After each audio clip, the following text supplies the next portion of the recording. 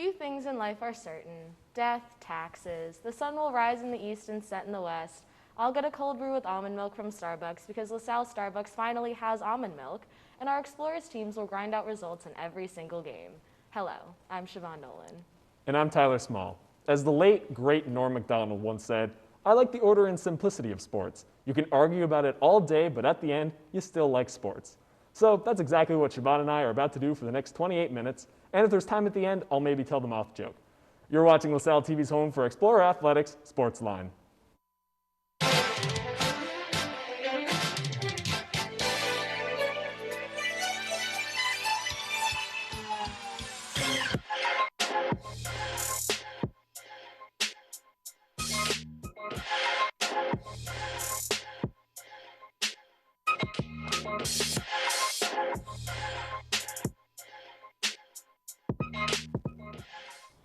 Welcome to SportsLine. We welcome cross country to the party in this week's recaps, along with catching you up on soccer and field hockey. And later, we welcome on proud LaSalle father Izzy C. to preview soccer's big weekend of conference play. But first, let's take a look at our SportsLine top 3.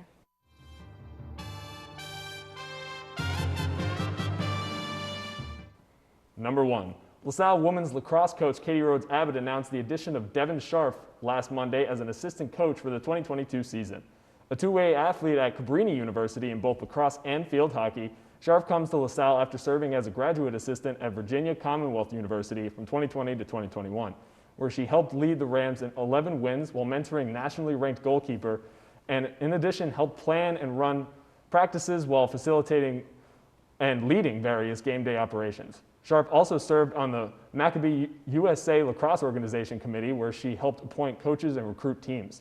She also had experience as an athletic performance intern at Villanova, where she worked with the football team and both men's and women's lacrosse teams, as well as served as the head junior varsity coach at the Lower Merion High School in Philadelphia. Number 2. Men's soccer's Junior Nare was awarded the NovaCare Student Athlete of the Week Wednesday afternoon after scoring goals in each of the first 2 games this past week. Nare now sits with 3 goals on the season. The Johannesburg, South Africa native opened the scoring on the road at LIU last Wednesday before duplicating the feat in the home match against the Rams last Saturday evening. With 3 goals already, Nare has tied his season total from the 2020 season. And number 3, the Atlantic 10 announced the women's basketball 16-game conference slate Tuesday afternoon. LaSalle will open up league play in Tom Gola Arena at Trumark Financial Center on New Year's Day against VCU.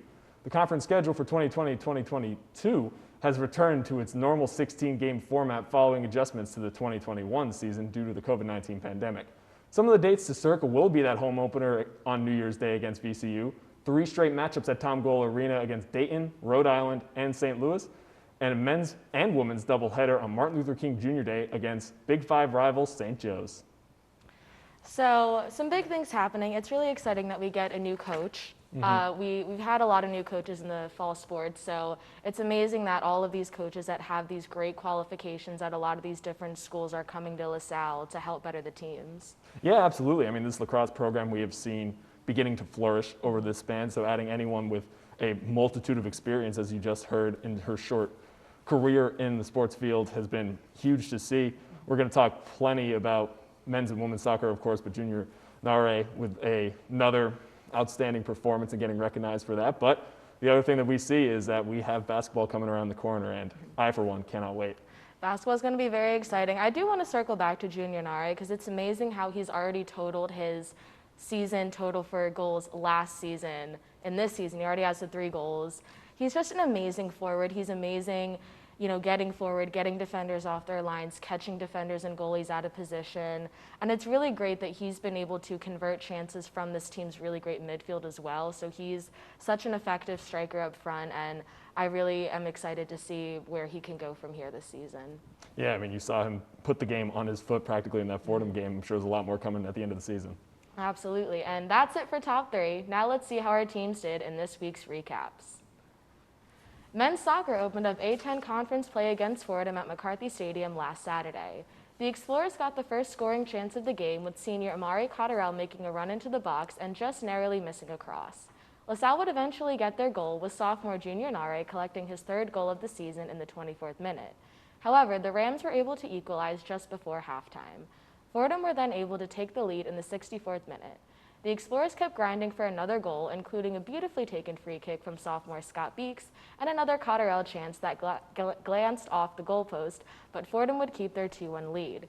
It was then off to New Jersey to take on NJIT, where freshman Daniel Kim was able to find the back of the net just 4 minutes into the game. NJIT were able to tie up the game just 5 minutes later, and it wouldn't be until the 70th minute of action that LaSalle would take charge. Sophomore Dominic Bachstein forced NJIT's goalie out of position, allowing Junior Nari to score on an open net and give the Explorers a 2-1 victory. The Atlantic 10 schedule is underway for women's soccer as well, as they had their opening game, and it couldn't have been closer against Fordham. It was scoreless after the first half of play, despite the Explorers dominating in ball control and firing 12 shots in the first half. In the second half, it was much of the same until the 68th minute when the Rams took a 1-0 advantage. The next 20 minutes saw the Explorers continue to pepper the Fordham defense and with chance after chance, but it looked like a shutout was in LaSalle's future. That was until Daniel Rooney centered a ball to freshman Shea Collins to tie it up in the 88th minute, forcing overtime. Despite once again the blue and gold outshooting Fordham 5-2 in both overtimes, a winner could not be decided, ending this one in a draw 1-1. In a slow game against Towson, the field hockey team had their 2-game winning streak come to an end with a single goal.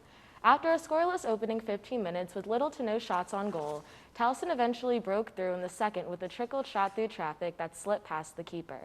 The blue and gold were given 5 corners in the second quarter and couldn't capitalize on a single one of them. Despite keeping the pressure high in the second half, outshooting the Tigers 6-1, the Explorers just couldn't seem to find the back of the net. The game ended in the first at-home loss of the season, 1-0. Next up, the blue and gold traveled to Villanova seeking redemption. The Explorers came out with a strong start as sophomore Tatum Johnson kicked off the scoring for the Explorers just over 4 minutes in. Villanova answered back quickly with 2 quick goals to put themselves in the lead. The Explorers were able to get their rhythm back with a pair of goals by juniors Hannah Yanovich and Casey Riley to find the Explorers' lead once again.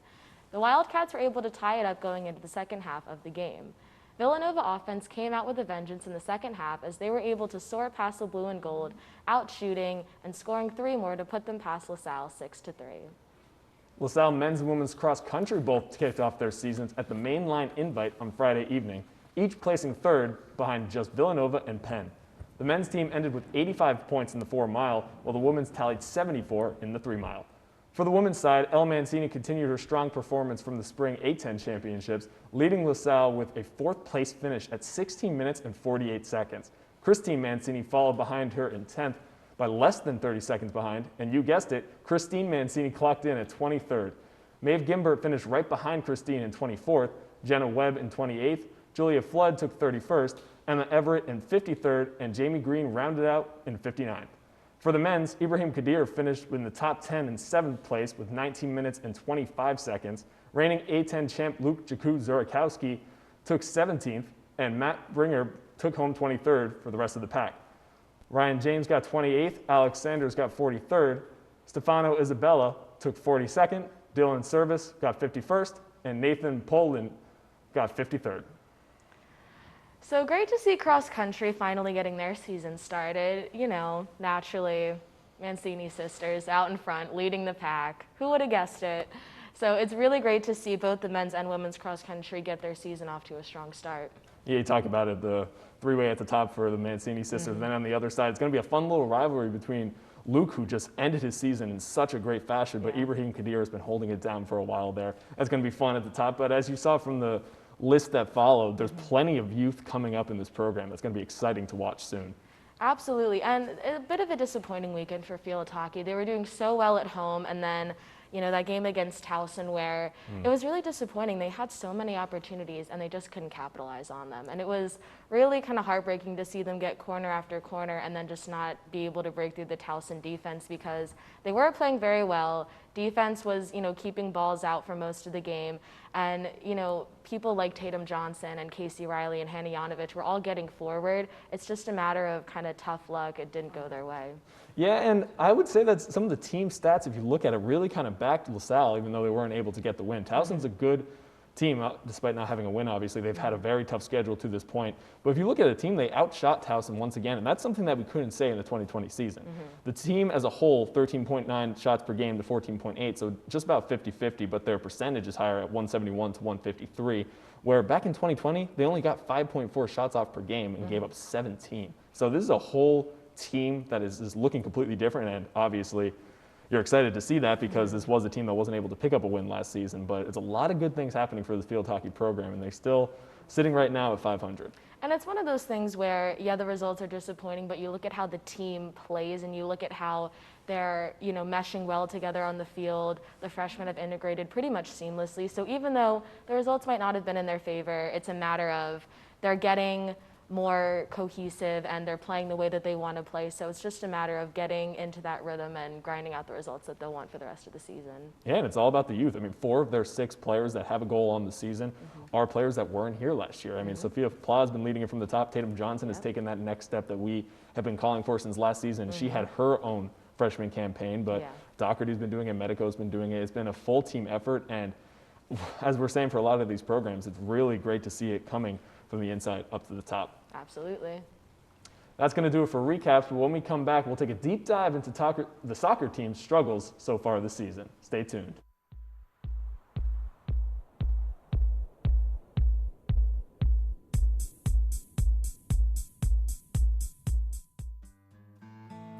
This is Kevin, and Kevin could use some kindness. Here's Ian. He could be that man.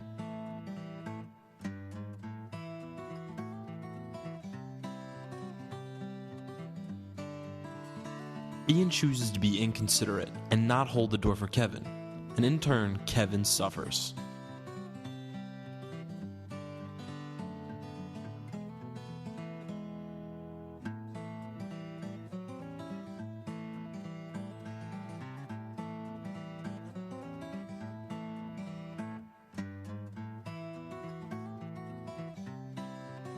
Kindness may be a choice, but doing so is always the right one. So if Ian can make the right choice, you can too.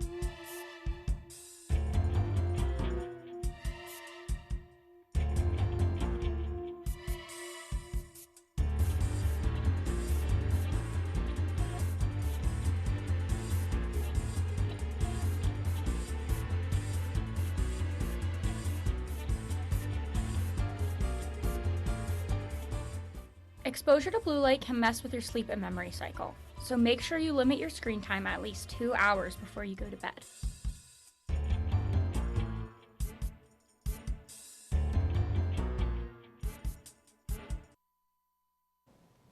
We back. Yeah, so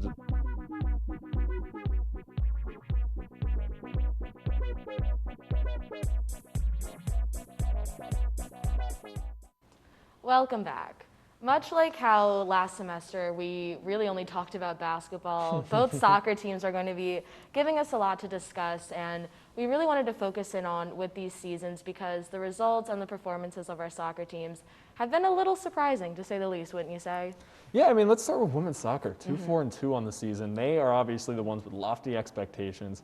Feels like forever ago, and because there was a pandemic thrown in the middle, but this was the Atlantic 10 champion LaSalle women's soccer team, and they haven't shown those same kind of sights. And we had a little bit of excitement back in that 2020 season, which I think just universally has been kind of deemed as a testal season, like just not really expecting much from that 2020 campaign, just how weird it was. But you had a chance to learn a lot about your team, and we saw a lot of freshman success. I mean, we sat down with 2 of them, the leading scorers at the beginning of the season.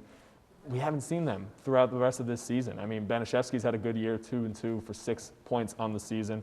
Costello, O'Brien, Rooney, but they really haven't had anyone else to step up with the goal production. They've only scored 6 on the season so far, and it's has come with a mixture of not being able to get shots off, but then again, we go into Fordham last time and they outshoot them 28-11. So it's just everything they're trying really isn't hitting the wall yet, but I think they have to be due at some point. Exactly, and it's just so strange because, Paul Royal really wanted them to have a tougher opponent list this season to really test their charisma and test their abilities to go up against, ranked colleges like Penn State, who number 10 in the nation, they're not going to be easy to beat, but even then, you would want to expect a better win or a better result than 4-0 against them. And, we've seen the character of these players. We've seen how they play together. Last season, they were such a creative team. They were so seamless. They were almost telepathic in how they passed to each other, how they got forward, how they communicated with each other. And their roster hasn't changed that much. They didn't lose that many seniors. They didn't add that many freshmen. So it's just especially intriguing to think the squad's not that different. The coach has not changed in, how long has Paul Rowe been here? Over 20 years, something like that. So to have pretty much all the same pieces, but not the same results. They were 7-2 last season, 2-4-2 this season. It's a very baffling thing, and you just have to ask yourself, what's different, other than the fact that play is back to normal. So you would think that they would do better, but that hasn't been the case so far. I mean, you could blame it on the short off season. You could blame it on a whole ton of things. I mean, I'm glad you bring up Penn because that's a perfect example of a game that you play Penn, you really don't compete that well, and then you look a week later, they beat number 20 Rice. So that would have been a huge chance for some API points, unable to obtain it there. And it's just kind of starting to pile up on them now. They have the best part of their schedule coming up, obviously. Now they start A-10 play, and they started off with the draw, which isn't the worst thing in the world because that was a very evenly matched game. And you never know. This could be something that sparks it. Scoring the 88th minute on what a chance. We'll show it later in this episode, but that was a chance that kind of just came from the playmaking ability from the freshmen. And it was an unbelievable play to be able to go back and get it and to at least get a point from that matchup and finish it off with a tie instead of getting shut out at home for your first chance in A-10 play. Exactly, and we're talking disappointing results against Fordham men's soccer. Absolute heartbreaker. They don't have the best history against Fordham, but they have a new coach in Taylor Thames, and yes, you can blame it on the fact it's a new coach and it's a new playing style to get used to. But again, they only added 3 freshmen this season, and a lot of these guys have college experience under their belt. They have international and professional experience before coming in here. And it's one of those things where they have all the right pieces. You have Junior Nara, you have Scott Beeks, you have Luis Puchol, Frank Amizwe. You have all of the right characters to make an amazing team. But they came into this season ranked 9th, and they haven't done a lot to dispel that ranking. They haven't done a lot to prove that ranking wrong. And the most disappointing thing has been the fact that they have so many good chances, they can't capitalize in the attacking third. The midfield gets these balls forward. The back line is doing everything in their power to move the ball up the field and into the opposition half. But when it comes time to capitalize and get the ball in the back of the net, you can see that they can't capitalize the way that they want to, and that's really costing them in these results. And that's a great analysis of it, and I think that the offense has obviously been a problem. But if you look at the team number-wise, they're kind of split even. The only difference that you see is the goaltending. I think that is the main catalyst for the team's lack of success, and it's not necessarily something you can pin on just one of them because all 3 have gotten run, and they're still figuring out who they want to be their guy. Do they want to go more towards the future with Hall and Mora, or do you want to give Foster his chance? I think Foster has earned it. I mean, he's been the best one so far. He has the best numbers so far, a 1.43 goal out per average, a 643 save percentage. Not eye-lighting up numbers, obviously, but it's the best on the team. And this is something that, with a high-powered offense like they have, should be something that they should necessarily not need excellence inside the post. Exactly, and they've had some key injuries. Brett Werner is injured, and you don't think a goalie injury is really going to affect it that much, but as we've seen, it has. Scott Beeks got injured in that first game, and he's an essential part of that midfield. We saw last season he got A-10 honors in the all-rookie team. He was tied for leading goal scorer. So when he was out with the knee injury, that really changed the midfield, and it's like, okay, who do we have to build the midfield around now if we can't do it around him? And he only started against Fordham. That was his first start since the injury. He had a few minutes before that, but it's going to take a while for him to get integrated back into the team and back into where he wants to be in terms of playing and where the team wants to be now that he's back in the starting lineup. So it's just a lot of figuring things out, putting the pieces together, and maybe this is just going to be one of those seasons where they have a new coach, they have a new style they want to get used to. It might just have to be that season where they're not going to do the best, but they're going to come back stronger because they figured it out.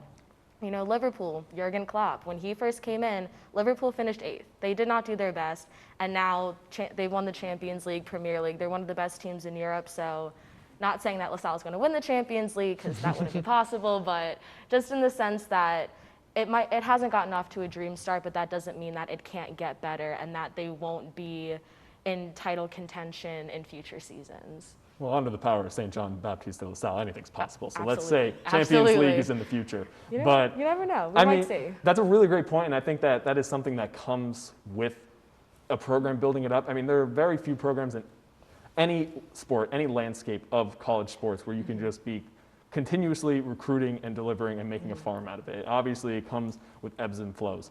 But I think if you go into that locker room and tell them, okay, this is going to be a rebuild year, this is going to be us trying to rebuild back up, Nigel Buckley is going to have a problem with that. Ike Holland is going to have, Junior Nare is going to have a problem with that. Absolutely. I mean, these are guys that go out there and expect to win. This is a team that they've only played one game in the A-10 as well. They are just getting it started. This non-conference play usually is a non-factor if you have success and then don't do it in your conference. It could be the vice versa. You start 3 and 5 out of conference and then you go into conference play. That's all that really matters. The Atlantic 10 is a gettable conference right now, and it starts with these games forward. Fordham tripping up to one of the teams that you're not really worried about as a threat in the conference may be a problem, but I think that there is still plenty of time to see that come out. Absolutely. They go hard for each other. They really want to win, and so hopefully it's just a hiccup in the road and we'll be back stronger.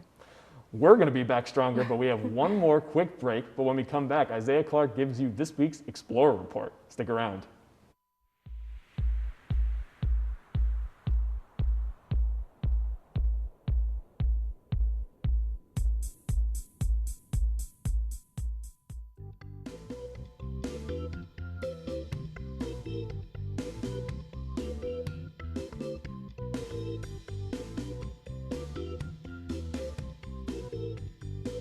According to the Mayo Clinic, exercising has stress-busting benefits by bumping up your endorphins and improving your mood.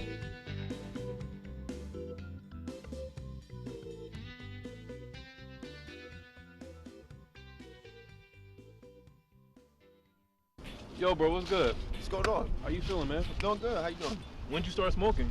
Smoking? It's a jewel, bro. It's a jewel? Yeah. Listen, you might as well be smoking cigarettes. When you start juuling or vaping, you're 4 times more likely to start smoking cigarettes.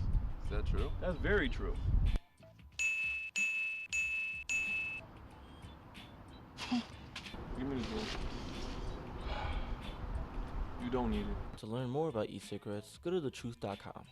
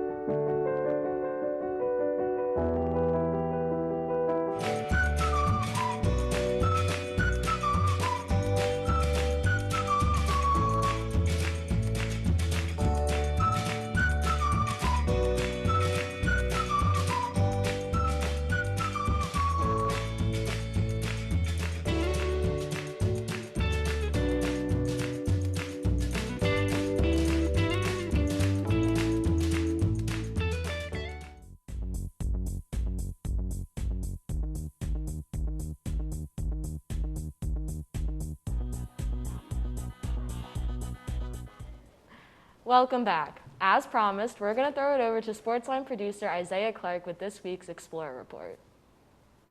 For this week's Explorer Report, we'll be looking to the week ahead for all our LaSalle sports before we get to the matchup of the week.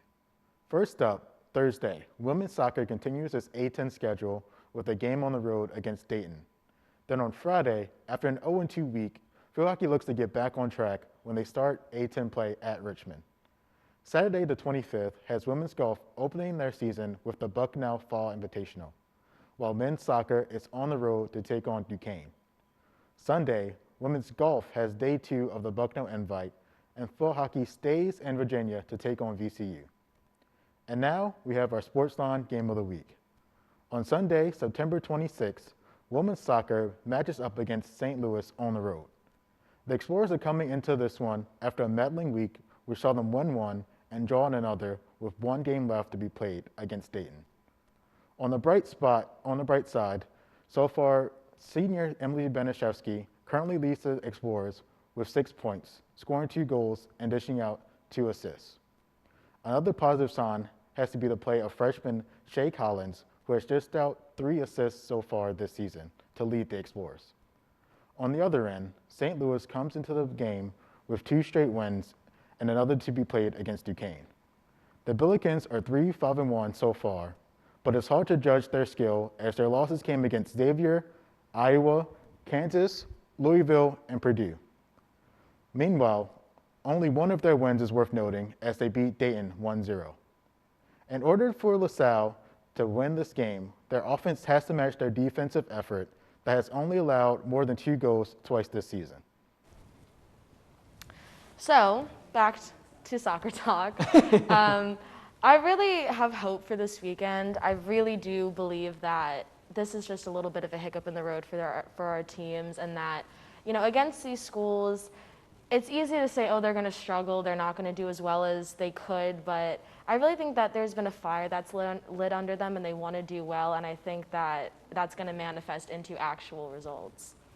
It has to, right? I mean, this is a team that you expect such a high quality of play from, and you're still waiting on some of these players who have had a slower start to the season to, on the offensive side, net their first. Villalba's been getting a ton of good looks lately. Collins has 3 assists on the season. She hasn't been able to finish it off herself. She's getting a lot of run in those corner kick opportunities as well. She could be somebody to keep an eye out on if you're a gambling person and want to throw some cheddar that way. So there's a lot of players that you just think, it's something I said earlier, they're due. This is something the program is going to come about. Paul Royal has been doing it for a while. He knows how to get people out of a slump. Absolutely. And there are a ton of players that could absolutely take that boost to their confidence. All right, so I'm not saying Tyler is a gambling man, but if you were, what would your score prediction be for this game? That's a good question. I think that this is going to be a little bit higher of a scoring game. I don't think Styler's going to be as much of a factor. I think it's going to be a 4-2 advantage for the Explorers. I'm not going to say that they're going to get off right off the bat with the win, so I'm going to go 2-2. I think their offense is going to kind of get it going, but there's still going to be those little hiccups in allowing goals, but I think we'll be good for a 2-2 draw, which is not bad at all. Yeah, but we will see now with Isaiah and what his pick is. I'm going to pick LaSalle winning this one 1-0. Well, that just about wraps it up for us this week. If you can't make it out to see the Explorer Report, be sure to tune in next week for our coverage. Keep up with this weekend's other sporting events by visiting goexplorers.com. You can also check out on the digital edition of the Collegian, who now features SportsLine content. Also, check us out on Facebook at facebook.com/LaSalleTV and on Instagram at SportsLineLTV. We welcome you to send your thoughts and suggestions there. This week's poll, as the fall season starts to heat up, apple or pumpkin pie? The correct answer is pumpkin. If you like toothpaste on your pie. What, yeah, in sure. what world is toothpaste? It's the like same. pumpkin? It's the same consistency. Mint maybe wasn't the best way to go. Well, whatever. But for our SportsLine team, I'm Siobhan Nolan. And I'm Tyler Small. Thanks for joining us, and we'll see you at the game.